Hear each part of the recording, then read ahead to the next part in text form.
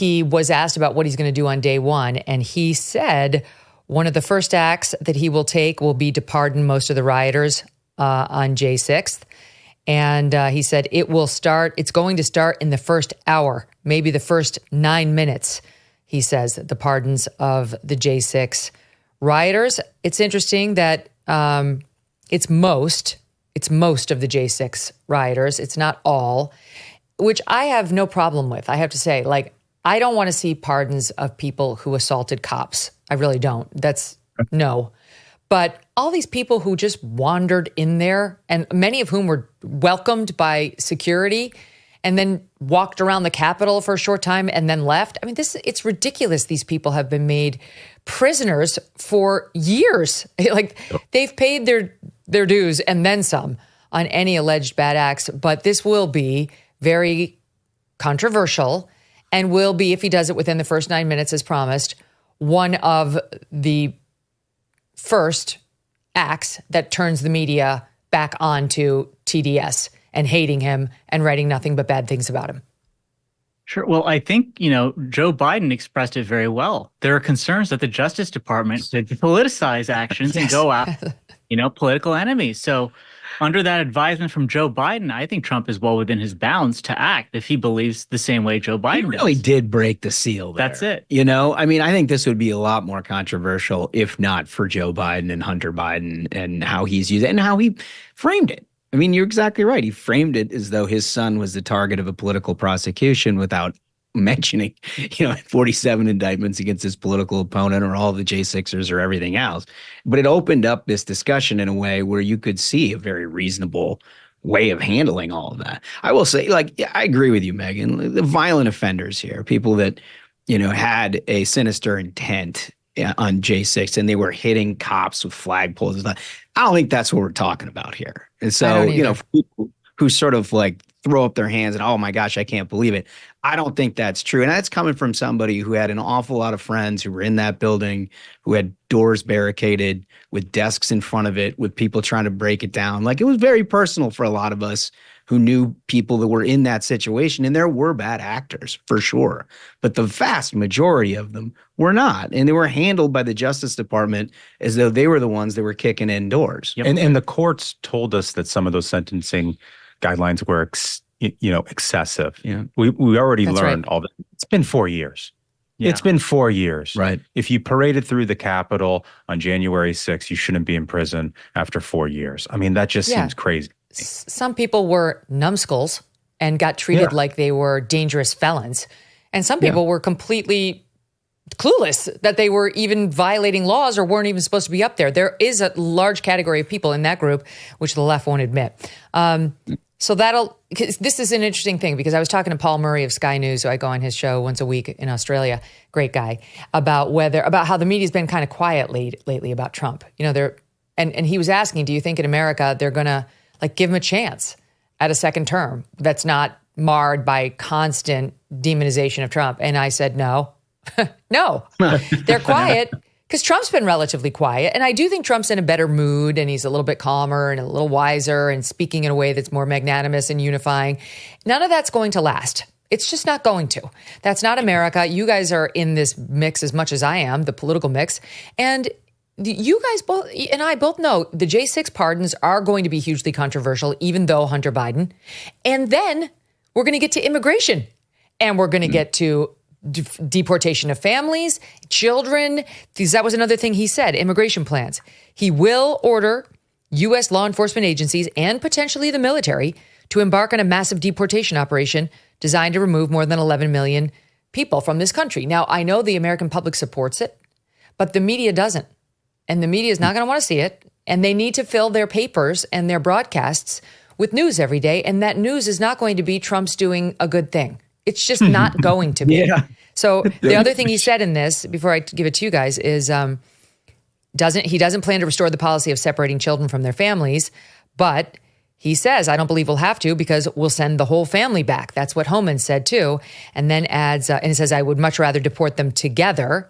And then finally says, look, with respect to the general prohibition against using the military to enact deportations or to, against civilians, he says he will use the military to to round up and deport these illegal migrants. He says it does not stop using the military if you're dealing with an invasion of this country. And then there's another report, we've seen this before, that his advisors are planning to build more detention centers to hold the migrants until they can be deported. It can happen in a day. So you're going to have, the media will call them camps. It'll be treated like a concentration camp. We'll have video of AOC down there in her white outfit again, looking at the children crying. And you're going to show the J6 prisoners getting out while the children are somehow in camps. And the narrative will start and everything will deteriorate back down to its normal, terrible status. I mean, I think you said a few very critical things. Number one, the vast majority of Americans agree with this action, that the law should be followed. If you enter the country illegally, you've broken the law, and the law says you have to go back.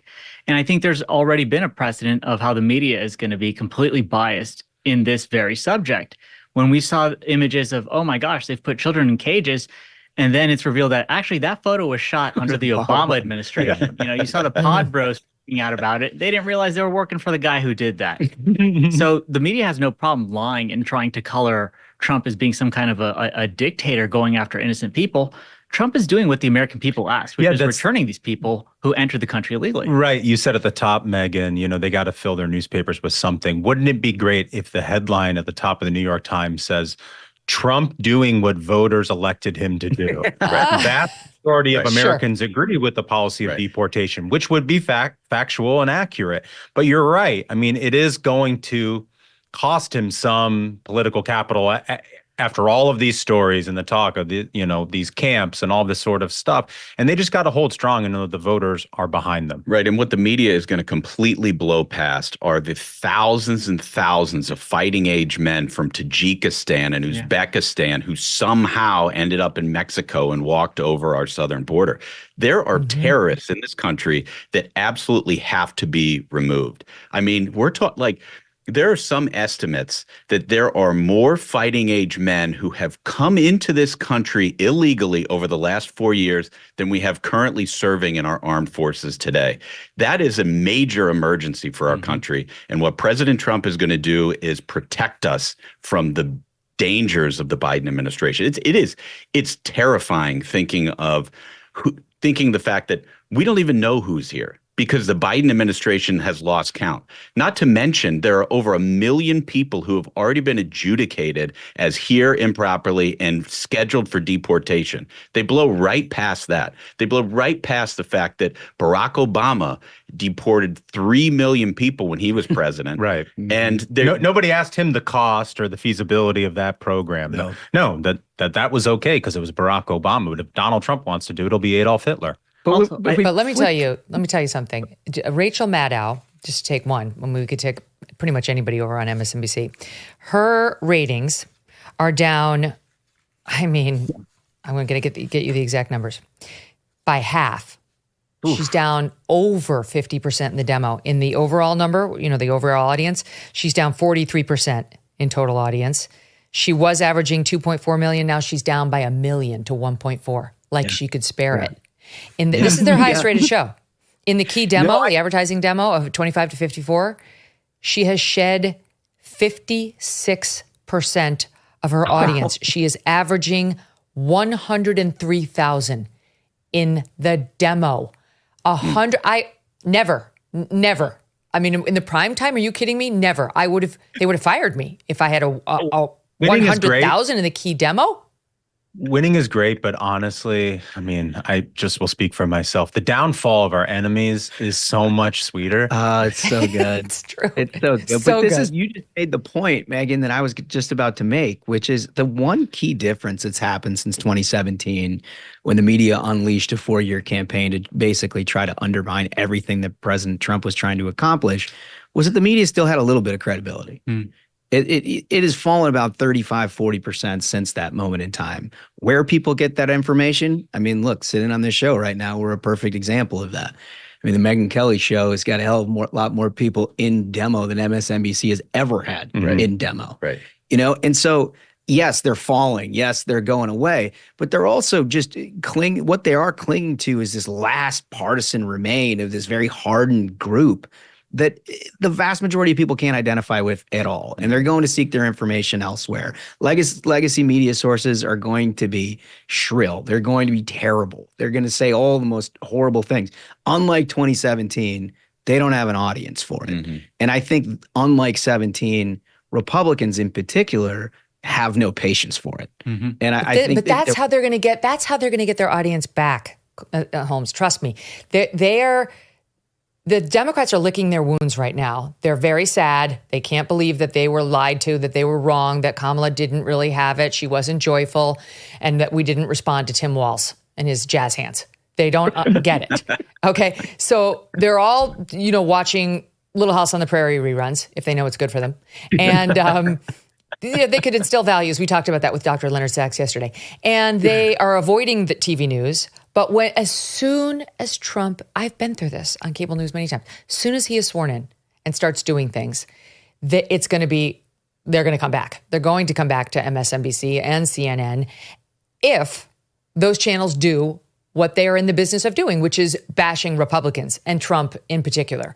There is no business model for them in going more fair and open-minded to Trump. So they will get those numbers up from loss of half of our audience by doing the one trick that these ponies know how to do, which is bash Donald Trump. And Trump, his magnanimous tone will change, and we won't be back necessarily to double impeachments and criminal prosecution threats and so on. But we will be back to very divided, hateful media coverage of Trump. So this honeymoon period is going to be super short, and I guess he should enjoy it while he can. For those of us who have been holding our breath for the past several months, waiting for this election, we can finally exhale. Work can now be done on the major issues this country's facing, one of the most significant being our national debt. The fact is our nation's broke, and that debt is a house of cards that cannot be quickly dismantled. So the strategy for you probably remains the same when it comes to your investments. You might want to diversify your savings. This is why I want to tell you about Birch Gold. So many things are out of our control, out of our president's control. So it can be important to have a safe haven for your savings. Birch Gold Group can help you convert an IRA or 401k into an IRA in physical gold. And the best news is it does not cost you 1 cent out of pocket. Text MK to 989898 to get your free info kit on gold. Plus, right now you will receive a free 1-ounce silver eagle for every $5,000 purchased. Protect your savings with Birch Gold and text MK to 989898 to claim your eligibility for free silver today. Thanks so much for watching. If you like what you just saw, hit the subscribe button for more clips and full episodes.